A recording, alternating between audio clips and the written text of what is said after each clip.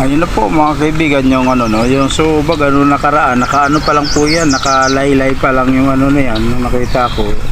Nakita yung tayo pa ngayon, nakaano na siya, nakababa na siya.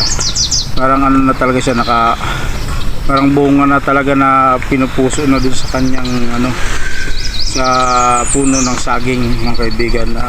Naputol po yan pero nagsusurvive siya nung pagkaputol niya ay mga ilang araw.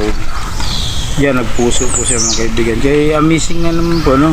So lahat pala ng mga bagay ay nagkakaroon ng recovery. Oh, no? wow! Ayon sa kanilang uri, no? Kung anong uri nila, yun ang paraan nila ng pagre-recover. So ibig sabihin buntis siya noon nung siya ay bago ano, no? Nagdadalang puso po mga kaibigan. Yun po no. Pagtuloy siya nagbunga. Kahit ilang piling lang basta matuloy no. Ito mga saging ko po yan, kaso lang nga pagka ating mga kaibigan dyan, pagka gustong kumuha ng ano, di na po nagpapaalam pero okay lang, yun o, saging ko po yan, mahaba na siya ngayon.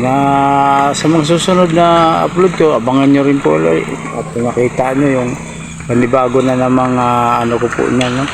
Abangan nyo po. Maraming salamat po sa lahat. God bless in September yan. Maraming salamat sa patuloy na pagsuporta, no?